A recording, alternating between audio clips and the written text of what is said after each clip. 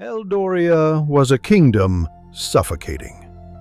King Alaric, full of grand words, couldn't inspire change. Then, one day, he picked up a shovel, witnessed the transformation of a land and a king. See how true leadership isn't about giving orders, but about getting your hands dirty. Discover the power of action over empty promises, and how a single deed can spark a revolution.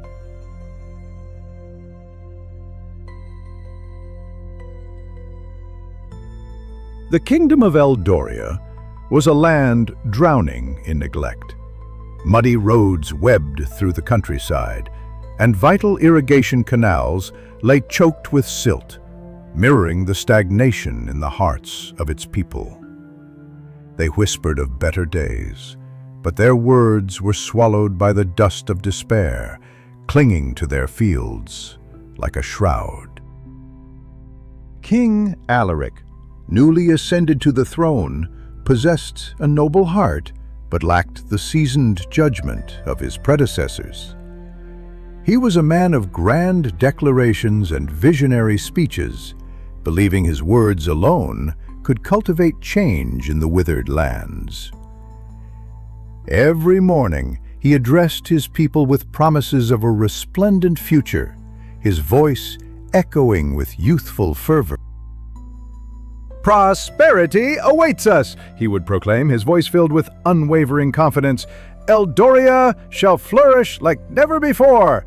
The people listened, nodding politely, but their hearts remained heavy. Days turned into weeks, and the promised reforms remained elusive. The mud clung stubbornly to the roads, and the fields continued to thirst. Cynicism, like a creeping vine, began to strangle the last vestiges of hope. The king's grand speeches, once met with anticipation, now echoed with a hollow resonance, failing to penetrate the hardened layers of despair that had settled upon Eldoria. The distance between the palace and the fields grew wider with each empty promise. One evening, as the sun dipped below the horizon, casting long shadows across the castle walls, the king's elderly advisor sought an audience. Wise with the weight of years and imbued with gentle understanding, he approached Alaric with words carefully chosen to pierce the young king's idealistic armor. "Your Highness," the advisor began, his voice a soothing balm against the king's youthful anxieties. "Words are like warm lights in the dark, illuminating the path ahead. But a deed, only a deed can truly nourish a family through the coldest season." His words hung in the air, heavy with the weight of unspoken truths. The king frowned, his brow furrowed with perplexity. He had genuinely believed his speeches were enough to ignite the flame of change within his kingdom. The concept that action superseded eloquence was a foreign notion, challenging the very foundation of his leadership.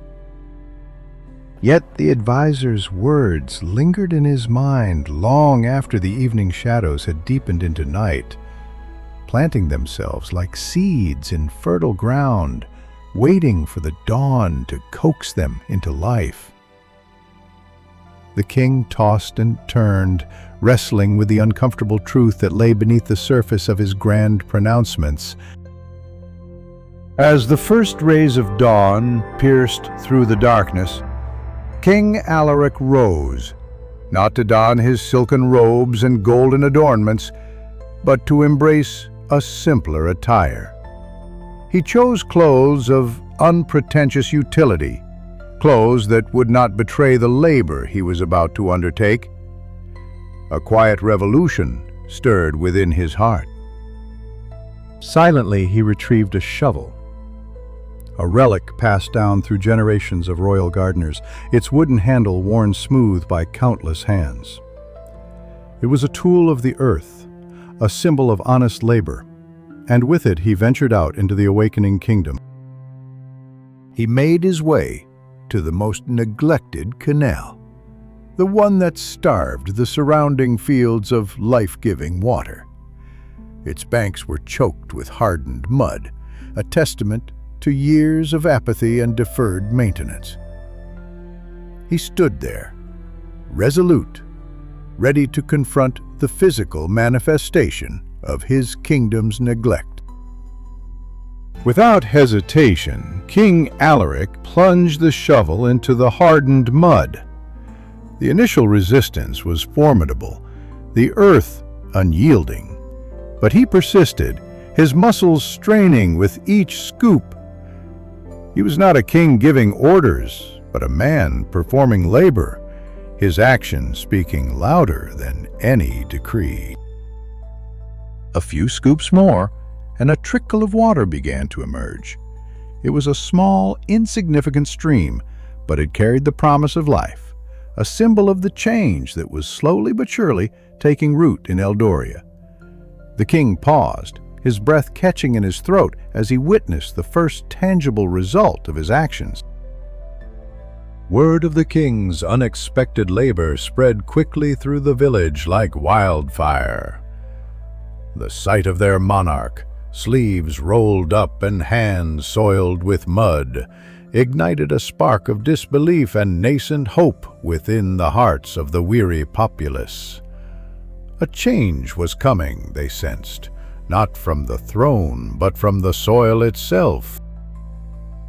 A farmer, his face weathered by years of toil, appeared at the canal's edge, his own worn shovel clutched in his calloused hands.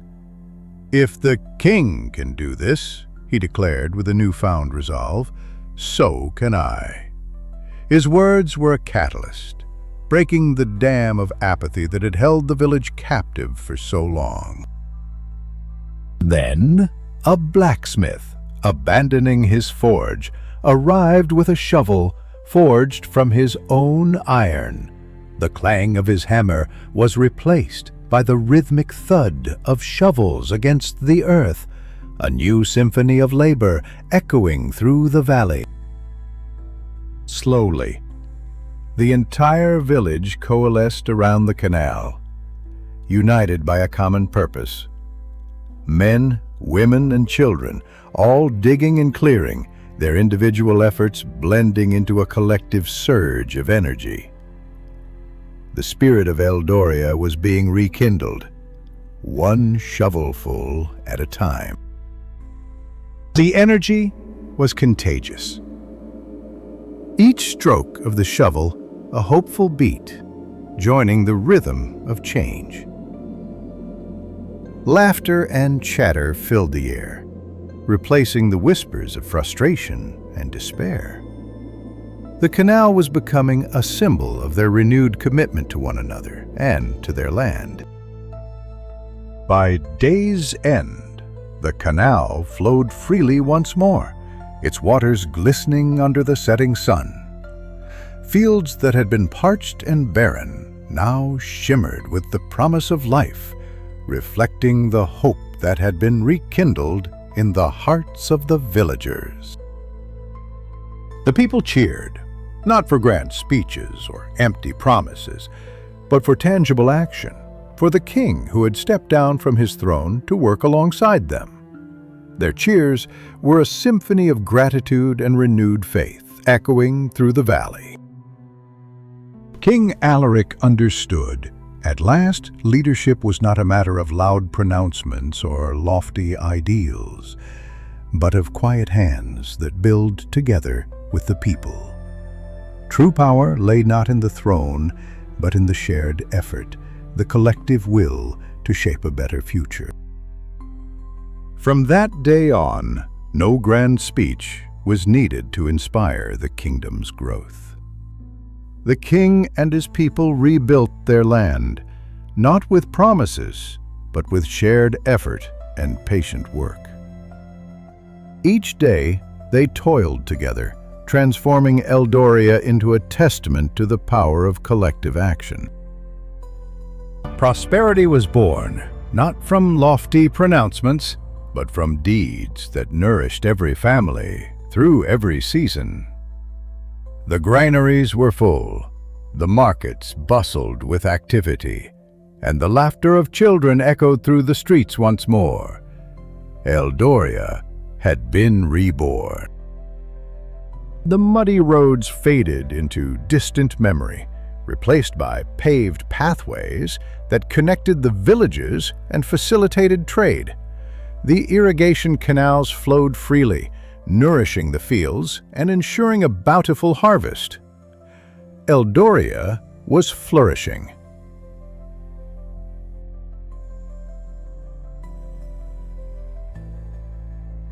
And hearts remained forever hopeful, knowing that the most profound changes often grow from the simplest actions, from the quiet strength of a shared purpose, and from the willingness to work together, hand in hand, towards a common good.